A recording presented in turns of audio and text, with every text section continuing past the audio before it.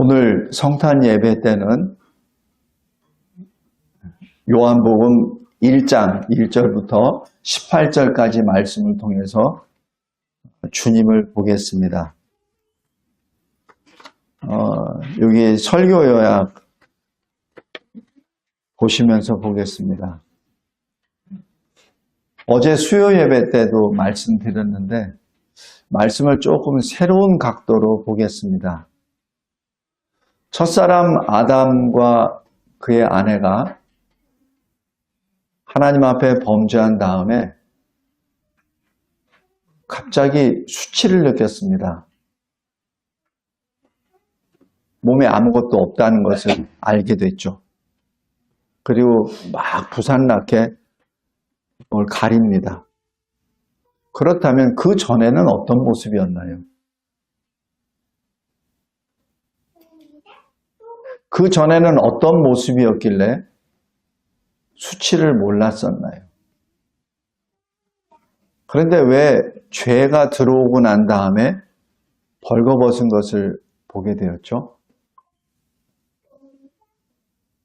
로마서 13장 한번 보세요.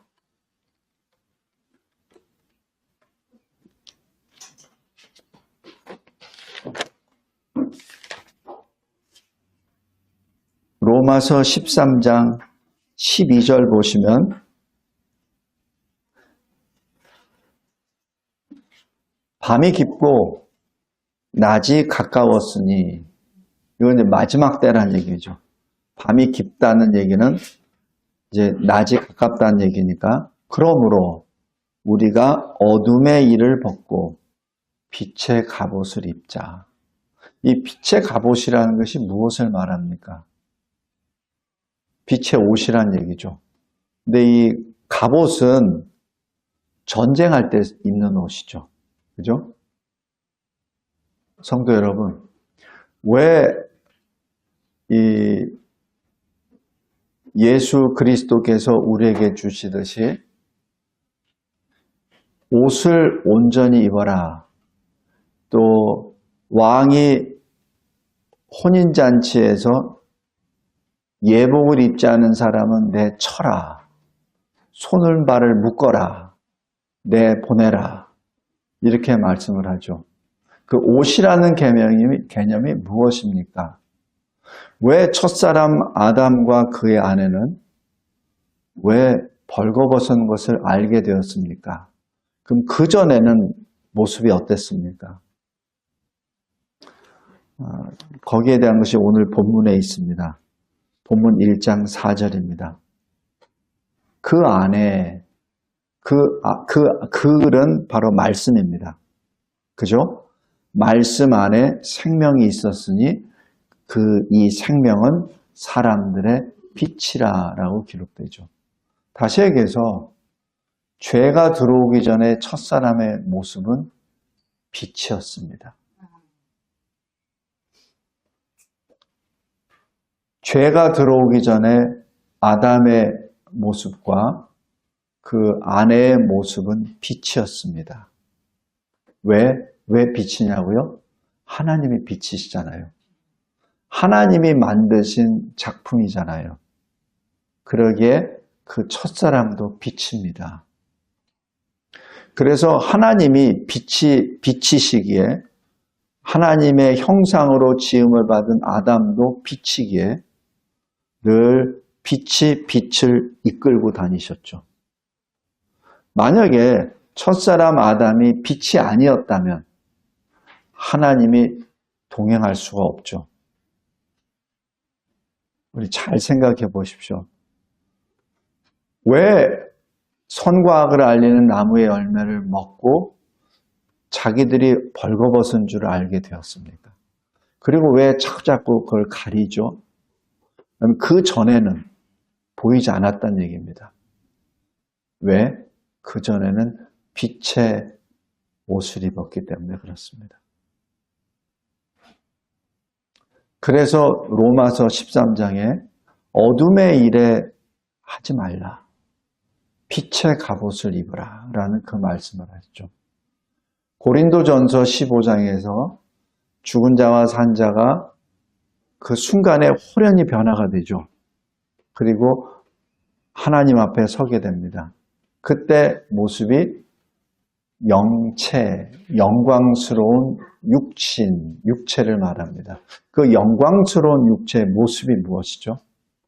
바로 빛의 모습입니다. 회복의 모습이에요.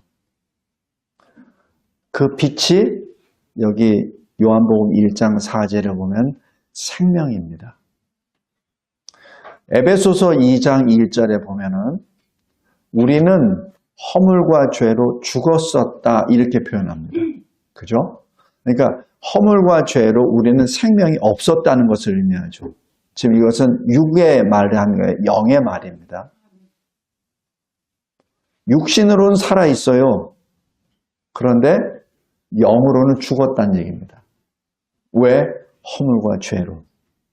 첫사람 아담도 마찬가지예요. 멀쩡히 살아있어요. 하나님과 대화도 합니다.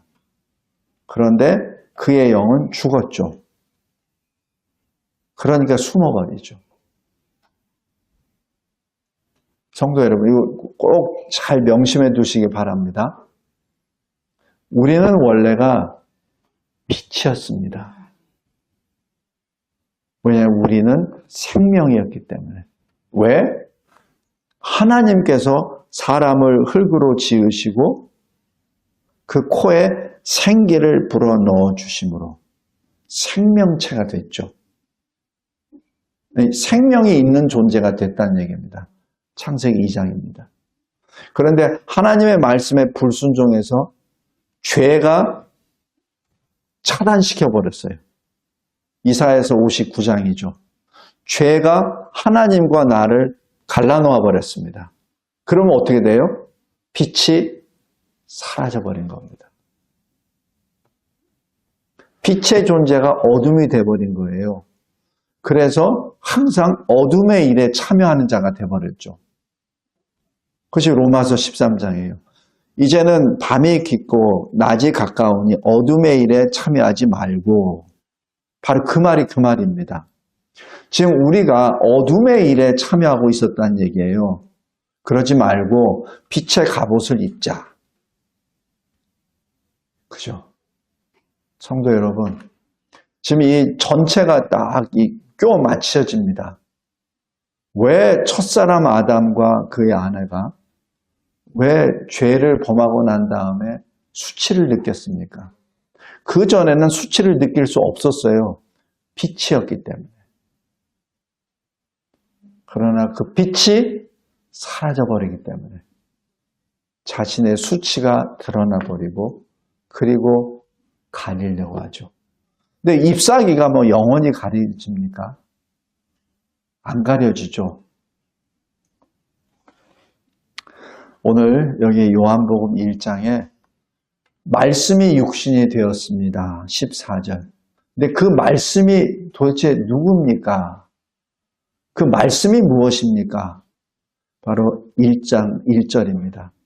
태초에 말씀이 계시니라. 이 태초란 시간의 시작이에요. 그죠? 시간의 시작입니다. 그렇다면 태초에 말씀이 계셨다는 얘기는 시간이 생기기 전부터 계셨다는 것을 의미합니다. 만약에 시간이 지어지고 난 다음에 지어졌다면 말씀이 있으라 이렇게 했을 겁니다. 마치 빛이 있으라 했던 것처럼. 그런데 태초에 말씀이 계시니라는 얘기는 이미 시간이 시작하기 전에 말씀이 존재했다는 것을 의미하죠.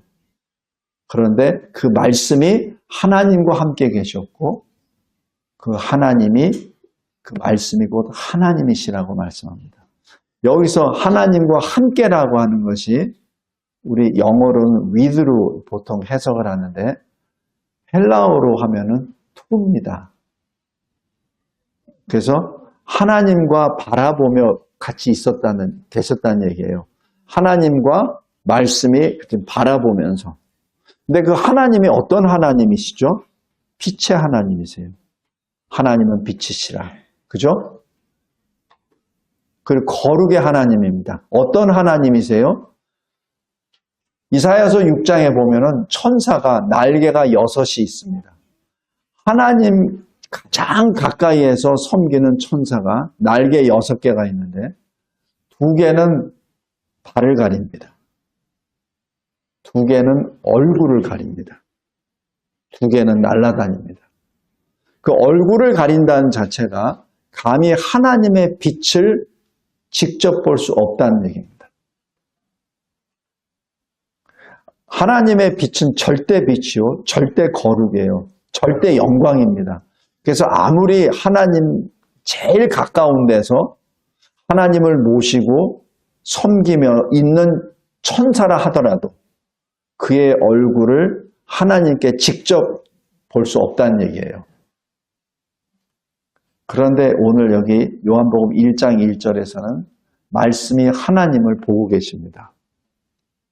하나님과 함께 보고 계세요. 그에게는 그 말씀이 하나님이시라는 뜻입니다. 그것이 1절의 해석입니다. 그리고 3절에 그 말씀이 만물을 창조하십니다. 왜? 4절을 말씀 안에 생명이 있었기 때문에 그 생명이 빛이었습니다. 성도 여러분, 말씀이 육신이 되었습니다. 말씀이 어둠의 모습으로 오셨어요.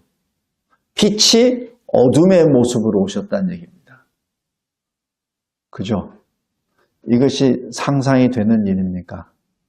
빛이 어둠의 모습으로 오셨다는 얘기예요. 그래서 9절입니다. 참빛, 곧 세상에 와서 각 사람에게 비추는 빛이 있었나니라고 합니다. 이 요한복음 1장은 특별히 예수님에 대하여 연역적으로 선포합니다. 예수님은 하나님의 말씀이라. 예수님은 하나님이시라. 예수님은 생명이시니라. 예수님은 빛이시니라. 그 빛이 오셨느니라 라고 말씀합니다.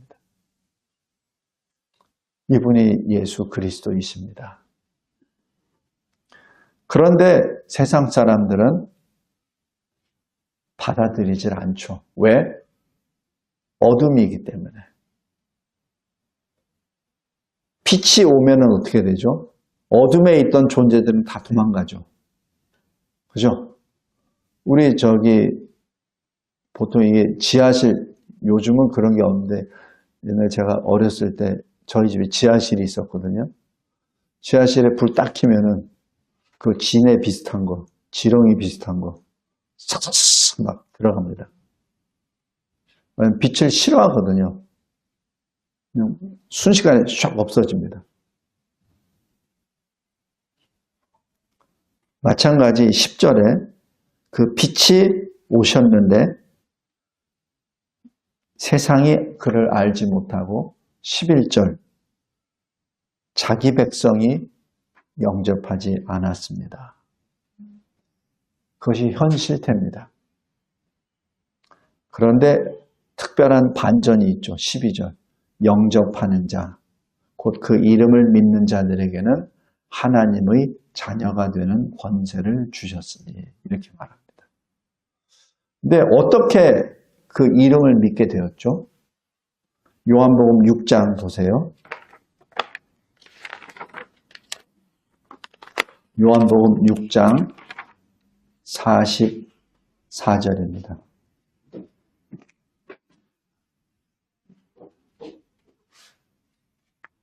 요한복음 6장 44절 나를 보내신 아버지께서 이끌지 아니하시면 아무도 내게 올 수 없으니.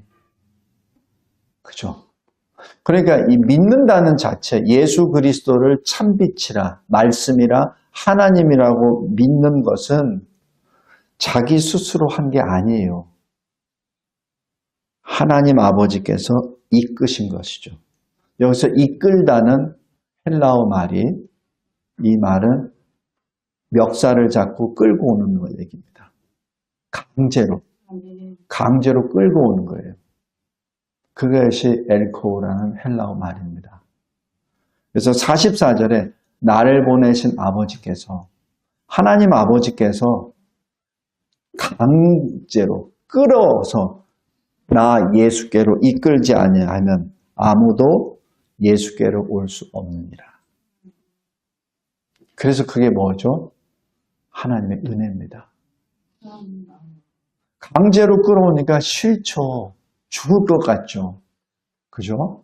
싫어요. 근데 그게 은혜라는 얘기입니다. 성도 여러분, 우리가 하나님의 말씀을 읽을 때 찔림이 있을 때가 있어요. 괴로울 때가 있습니다. 내가 은밀하게 숨겨놓은 내 죄악들, 그거를 말씀을 통해서 계속 들춰내시거든요. 그땐 괴로워요. 괴로우니까 어떻게 해요? 그 말하는 사람을 막 욕하고 돌을 던지고 침을 뱉고 하죠. 우리가 전도할 때 지나가다가 관계도 없는 사람인데 욕하고 얼굴을 붉히는 사람들이 있죠. 은혜 받은 사람들입니다, 실은. 그냥 그 생각도 없이 지나가는 사람은 진짜 아무것도 없는 사람이에요. 그런데 복음을 전함으로 마음이 찔리기 때문에 얼굴색이 바뀌는 거예요. 그 사람이야말로 복받은 사람입니다. 왜냐하면 자기의 어둠을 들춰내 주셨거든요. 오늘 여기 요한복음 1장 12절 다시 보세요. 영접하는 자, 그러니까 예수 그리스도를 구주로 맞아들이는 자, 신앙 고백하는 자, 그 이름을 믿는 자들에게는 하나님의 자녀가 되는 권세를 주셨으니 이렇게 말씀합니다. 하나님의 자녀가 어떤 사람이죠? 하나님 나라를 자기 집으로 받은 자입니다. 그죠? 하나님 나라가 자기 집이야. 그게 하나님 자녀죠. 우리 자녀들이 일도 안 했어요. 그런데 엄마 아빠가 만들어 놓은 아파트 집에 언제든지 들어갈 수 있잖아. 그죠? 자기는 그 아파트를 구입하는데 일도 일 안 했어요. 그런데 아들이다 딸이라는 그 이름 때문에 그냥 들어가잖아요. 그 집도 마찬가지 그냥 들어가잖아요. 똑같습니다. 예수 그리스도를 이름을 믿는 자들에게는 하나님의 자녀가 되었습니다. 라는 말씀이죠. 그런데 13절 잘 보세요. 이는 혈통으로나 육종으로나 사람의 뜻으로 나지 아니하고 오직 하나님께로부터 난 자들입니다. 이 하나님께로부터 난 자들이 뭐예요? 나를 보내주신 아버지께서, 성부 하나님께서 이끌어 예수께로 끌어온 자들입니다. 그들이 하나님께로부터 난 자입니다. 이것이 요한복음 3장에 있는 거듭난 자들이죠. 다시 태어난 자들. 다시 어떻게? 위로부터, 성령으로부터, 하나님으로부터 다시 태어난 자. 육신으로 다시 태어난다는 것이 아니라 하나님으로부터 다시 태어난 자. 그래서 하나님께로부터 난 자들이라고 표현합니다. 우리 한번 확인해 보세요. 요한복음 3장 3절 보세요. 예수님이 직접 말씀하십니다. 진실로 진실로 너에게 이르노니 사람이 거듭나지 아니하면 하나님의 나라를 볼 수 없느니라. 5절에 진실로 진실로 내게 이르노니 사람이 물과 성령으로 나지 아니하면 하나님의 나라에 들어갈 수 없느니라. 8절도 보세요. 바람이 임으로 불매 네가 그 소리는 들어도 어디서 와서 어디로 가는지 알지 못하나니 성령으로 난 사람도 다 그러하니라. 성령으로 난 사람이 뭐예요? 하나님께로부터 난 자입니다. 성도 여러분, 이 말씀이 육신이 됐다는 그 근거로 인해서 우리가 하나님께로부터 난 자들입니다. 여기 설교약 좀 보세요. 제가 이거를 가능하면은 성경 말씀에 근거를 두어서 제가 쭉 정리를 해봤는데 그래도 굉장히 부족합니다. 근데 여기 말씀은 하나님이시요. 1번, 작은 2번, 그 말씀 안에 생명이 있고 작은 3번, 이 생명은 사람들의 빛입니다. 그런데 여기서 어제 우리 수요 예배 때 말씀드렸는데 하나님이 첫사람 아담을 지으시고 그냥 네 알아서 해. 그게 아니에요. 하나님이 창세기 2장에 동산 가운데 세워두시고 다스리게 하십니다. 그리고 또 어떻게? 한날은 짐승들을 그 앞으로 다 보내서 뭐라 부르시는지 이렇게 봅니다. 그리고 부르는 대로 이름이 돼요. 그리고 또 그렇게 한 일에도 불구하고 아담이 혼자 있으니까 혼자 있는 것이 좋지 않구나. 그래서 깊이 잠재우시고 갈빗대를 태워서 여자를 만드시고 그리고 깨어날 때 그 여자를 그 아담에게로 이끌어 주십니다. 그러니까 아담이 내 뼈 중에 뼈요 살 중에 살이로다. 그래서 그 다음부터 이샤가 됩니다. 남자는 이쉬, 여자는 이샤. 이쉬로부터 나왔기 때문에. 그래서 이름이 남자, 여자가 된 거예요. 성도 여러분, 이 모습을 잘 보세요. 하나님과 아담은 어떤 관계죠? 항상 함께 다니시는 관계입니다. 아담이 가는 곳에 하나님이 가 계시고 하나님이 가 계신 곳에 아담이 있고 항상 그래요. 그런 관계였습니다. 그것이 창세기 2장입니다. 그런데 그때 죄가 들어오므로 죄로 인하여 하나님과 아담이 떨어져 나가버리니까 3장부터 어떻게 되죠? 무서워서 계속 도망가잖아요. 언제까지? 계시록 20장까지. 창세기 3장부터 계시록 20장까지 계속 하나님을 도망다녀요. 너는 내 백성이라, 너는 내 목생이라, 너는 내 것이라 해도 계속 도망가요. 내가 너를 구원한 너라, 내가 너를 구원했노라, 내가 너를 하나님의 나라로 백성으로 내가 불렀노라 해도 계속 도망가요. 그 나중에 계시록 21장에 다시 다 들어옵니다. 그래서 이 창세기 2장과 계시록 21장, 22장이 바로 쭉 연결이 됩니다. 왜 말씀이 육신이 되었습니까? 바로 회복입니다. 빛의 회복입니다. 빛으로 다시 돌아오게 하시는 역사죠. 그것을 신학적으로 구속사 이렇게 말합니다. 여기 설교야 큰 2번 보세요. 참 빛이 오셨습니다.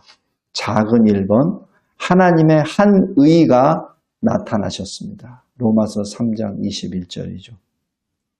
그것을 히브리서 2장에서는 구원의 창시자, 제가 빨간 볼드체로 쓴 거예요. 잘 보세요. 나중에 여기 집에 가서 다 찾아보세요. 구원의 창시자 이렇게 되었습니다. 고린도 후서 5장 21절에는 그 안에서 우리가 하나님의 의로 되게 하려 하심이라. 그래서 하나님의 아들 예수 그리스도 그 하나님의 의로 말미암아 하나님 아들 안에서 우리가 하나님의 의가 된다는 얘기예요. 다시 얘기해서 빛으로 인하여 우리가 빛이 된다는 얘기입니다. 마태복음 4장에 뭐라고 하죠? 5장에 너희는 세상의 빛이라고 말씀하죠. 왜? 주님이 내가 빛이니라. 내 안에 거하니 너는 빛이라. 더 이상 어둠의 자녀가 아니라는 얘기죠. 여기에 큰 2번에 작은 2번. 우리를 살리시기 위하여 하나님의 사랑이 우리에게 이렇게 나타나셨습니다. 독생자를 주셨습니다. 구원을 받게 하시려 함입니다. 그래서 예수 그리스도로 말미암아 자기의 아들들이 되게 하셨습니다. 그 빛에 거하심에 아버지의 독생자 영광이요 하나님이 하나님의 독생자를 보내주셨습니다. 그러면서 여기 오른쪽 편에 아버지 품속에 있는 독생하신 하나님이 나타나셨느니라 이렇게 기록합니다. 이분이 예수 그리스도이십니다. 특별히 요한복음이 굉장히 중요한 것이 예수 그리스도는 완전한 사람이지만 완전한 하나님임을 1장부터 딱 선포를 해버립니다. 그리고 마지막에도 끝까지 선포를 합니다. 그것이 요한복음이에요. 그래서 요한복음이 굉장히 중요합니다. 그래서 제가 세례를 베풀기 전에 창세기와 요한복음을 제가 꼭 설명해 주는 시간을 갖고 있는 이유가 거기에 있어요. 굉장히 중요한 책입니다. 그런데 여기 큰 2번에 작은 4번 보세요. 그 독생하신 하나님이 어떻게 하셨냐고요? 죽음을 통하여 우리를 놓아주려 하심이라. 그래서 그 자유케 된 사람을 저 볼드체로 보세요. 오직 하나님께로부터 난 자들이 됩니다. 시간이 없으면 볼드체만이라도 보세요. 그리고 시간이 있으신 분은 옆에 제가 가로로 해놓은 말씀 다 찾아보십시오. 이건 제가 만든 말이 아닙니다. 그냥 따옴표 인용한 겁니다. 근데 여기서 중요한 게 있어요. 큰 2번에 작은 6번입니다. 청함을 받은 자는 많습니다. 세상에 빛이 와서 빛을 다 주세요. 청함을 받은 자들은 많아요. 택함을 받은 자는 적습니다. 계시록 20장이 어떻게 되어 있죠? 크고 흰 보좌 앞에 섰을 때 어떻게 무엇을 근거로 심판하시죠? 각 사람이 자기가 행한 대로 심판하십니다. 자기가 입술로 고백한 것으로 심판하시는 것이 아니라 행한 대로 심판하십니다. 내가 마음으로 믿고 입술로 고백해서 예수는 나의 구주입니다라고 고백하는 그것은 아멘, 그것으로 구원을 받습니다.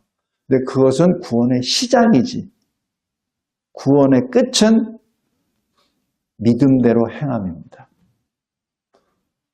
만약에 믿음대로 행하지 않으면 가짜 믿음이죠. 그것을 다른 말로 야고보서 2장에 죽은 것이다라고 표현합니다. 어떻게 죽은 자가 하나님께 같이 나갈 수 있습니까? 하나님은 항상 살아계시는 분인데. 그죠? 우리가 죽은 시신은 어디다 묻어요? 아파트 옆에다 묻어요? 아니잖아요. 살아있는 사람과는 멀리 있는 데다 묻잖아요. 가능한 멀리 놓잖아요. 왜 그렇죠? 죽었기 때문에. 죽은 자는 하나님 앞에 나올 수 없습니다. 제가 말씀드린 건 영으로 말하는 겁니다. 영이 죽은 자는 하나님께 나올 수 없습니다. 영이 살아야지 하나님께로 나오죠. 빛이 되어야 빛으로 나오죠. 그죠? 어둠이 어떻게 빛으로 갑니까? 갈 수가 없죠. 우리 이제 물리적으로 잘 보세요. 여기 빛이 있습니다. 어둠이 어디 있나요? 이 빛이 꺼지면 어둠이 있죠. 순간입니다. 우리가 만약에 빛에 속하지 않으면 빛으로 나갈 수 없어요.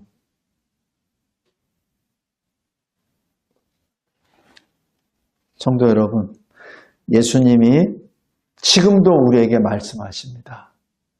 하나님은 시공을 초월하신 분이세요. 왜냐하면 시공을 창조하셨잖아요. 제가 목사님들에게도 계속 이 말씀하세요. 이걸 깨닫지를 못해. 하나님은 시공을 창조하신 분이에요. 태초의 시간, 천지를, 공간을 창조하신 분이에요. 그래서 그 시공 안에 우리는 거하죠. 우리는 그 시공 안에 제한된 존재입니다. 그래서 우리에게는 과거, 현재, 미래가 있어요.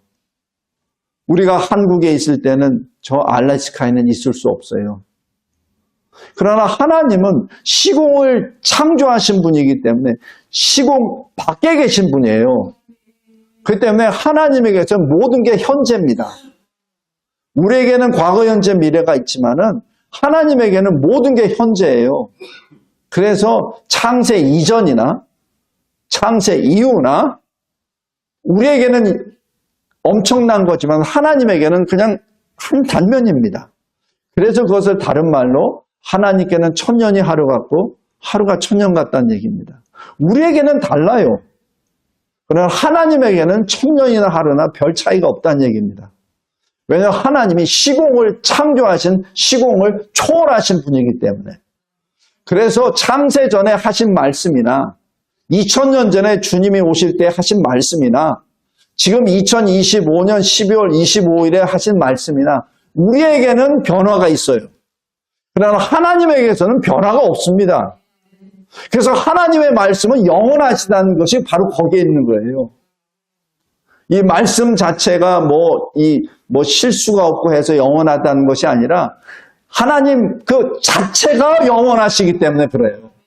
그래서 하나님이 2000년 전에 말씀하셨습니까? 그 하나님이 지금도 말씀하십니다.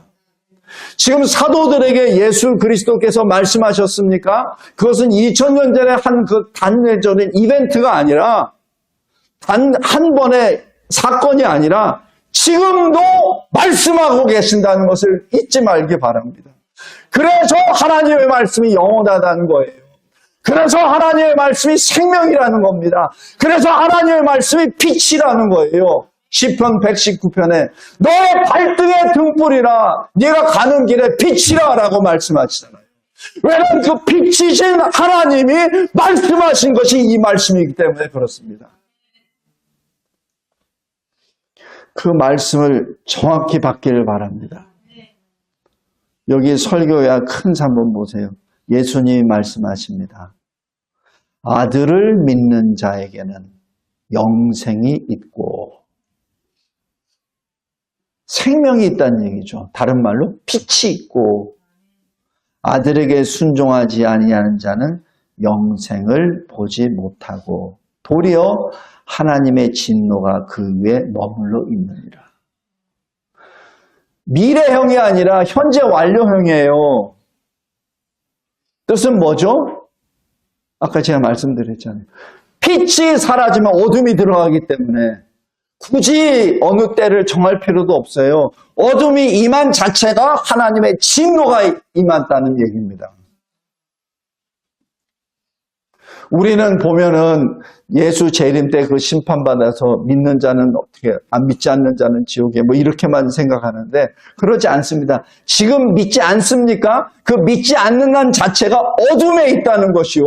어둠에 있다는 자체가 하나님의 진노 아래에 있다는 것이요. 진노 아래에 있다는 것이 바로 그의 영이 지옥에 있다는 얘기입니다.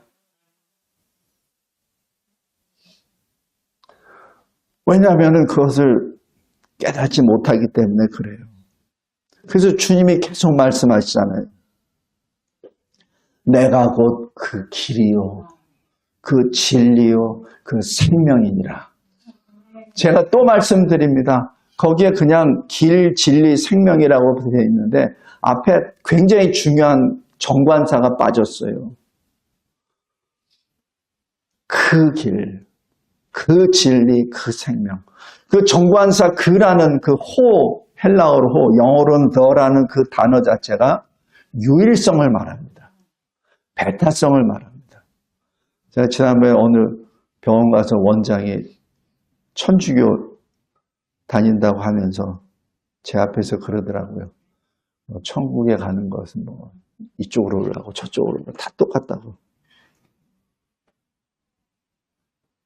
제가 천주교 신부들한테 들은 얘기입니다. 91년에. 그 얘기를 똑같이 지금도 그 얘기를 하더라고요. 제 여동생이 수녀입니다. 그 친구도 그런 얘기해요. 근데 거기서 아무리 설명을 해도 되지 않더라고요. 성도 여러분, 우리의 구원의 길은 하나입니다. 만약에 구원의 길이 여러 개라면 예수님이 굳이 육신으로 오실 필요가 없어요. 예수님이 왜 육신으로 오십니까? 오실 필요가 없지. 부처도 가지고 힌두교도 되고 저 이상한 모하메드 그쪽으로 가도 되고 저 인디안 치장들이 그냥 하고 있는 이상한 사람들에도 다 있고 무당에도 다 있으면 굳이 예수님이 왜 오십니까? 굳이 올 필요가 없잖아요. 근데 이 시대에 그런 거짓말이 교회를 흔들어 버리고 있어요. 정신 똑바로 차리기 바랍니다. 예수로부터 벗어나면 그 자체가 그 시점부터 지옥입니다. 왜냐하면 빛을 떠났기 때문에 그래요. 그래서 여기 큰 3번 설교약 큰 3번에 6번 보십시오. 너희는 세상의 빛이라. 왜냐하면 너희가 능력이 있을 빛이가 아니라 내가 너희 안에 있기 때문에 너희가 빛이야. 그 뜻입니다. 너희 빛이 사람 앞에 비치게 하여 그들로 너희 착한 행실을 보고 하늘에 계신 너희 아버지께 영광을 돌리게 하라. 여기서 착한 행실이 뭐죠? 유교적인, 불교적인 착한 것이 아닙니다. 여기에 착하다는 얘기는 창세기 1장 여호와 하나님이 창조하실 때 남기신 말씀. 빛이 있으라 하시매 빛이 있었고 여호와 보시기에 좋았더라. 그 단어입니다. 그 단어입니다. 하나님이 좋다라고 평가하시는 그 단어입니다. 그러니까 다시 여기서 너희 착한 행실을 다른 말로 하면은 하나님이 기뻐하시는 너의 행실로 그 뜻입니다. 인간의 기준이 아닙니다. 마지막 네 번째 설교약 큰 4번입니다. 그리스도의 사랑이 우리를 강권하시는도다. 1번 작은 1번 우리는 더 이상 우리 자신을 위하여 사는 존재가 아닙니다. 우리를 위하여 십자가에 달려 죽으셨다가 다시 살아나신 그분 주님을 위하여 사는 작은 2번 새로운 피조물입니다. 그래서 빛의 갑옷을 입자. 그 빛의 갑옷을 입자라는 다른 말로 오직 주 예수 그리스도로 옷을 입자라는 그 뜻입니다. 작은 4번 위의 것을 찾으라. 여기 골로새서 3장 마지막 부분에 보세요. 우리 생명이신 그리스도께서 나타나실 그때 언제예요? 예수 재림 때. 그죠? 재림 때 너희도 그와 함께 영광 중에 나타나리라. 무엇을 말하죠? 주님이 재림하실 때 우리의 모습이 빛의 모습으로 바뀐다는 얘기입니다. 그것이 영체입니다. 그리고 믿지 않는 자는 어떻게 돼요? 어둠의 모습으로 나오죠. 그래서 그냥 구별돼요. 그냥 구별돼 버립니다. 주님이 오실 때 구별돼 버립니다. 믿는 자와 믿지 않는 자. 굳이 뭐 여기에 모여라 저기에 모여라 필요도 없습니다. 무슨 이름을 대조해보고 너는 뭐 했으니까 이쪽이고 너는 그것도 필요 없습니다. 주님이 재림하실 때 다 바뀌어버립니다. 순간적으로. 빛과 어둠의 존재로 바뀝니다. 지금 이 세상에는 잘 몰라요. 누가 빛인지 누가 어둠인지. 그러나 주님이 오실 때는 바로 구분됩니다. 말씀을 맺겠습니다. 요한복음 1장 여러 번 읽으시기 바랍니다. 그래서 제가 주한이하고 영어 성경 공부할 때 요한복음 1장 외우기 시킨 게 그거예요. 다 잊어먹었지? 그래서 외우라고 한 겁니다. 이게 굉장히 중요해서 그래요. 외우고 그걸 입에서 떠나지 않게 계속 하십시오. 입에서 떠나지 않게 하세요. 그게 신앙 고백이 됩니다. 그것이 나의 삶이 됩니다. 예수님이 이 세상에 오셨습니다. 하나님이 이 세상에 오셨습니다. 이 만물, 보이는 것과 보이지 않는 모든 만물을 창조하신 말씀이 이 세상에 오셨습니다. 빛이 이 세상에 오셨습니다. 그분이 우리 주 예수 그리스도이십니다. 감사하고 감사합니다. 하나님께서 주시는 이 생명의 말씀, 빛의 말씀을 늘 입고 주를 찬양하옵나이다. 예수 그리스도의 이름으로 기도드리옵나이다. 아멘.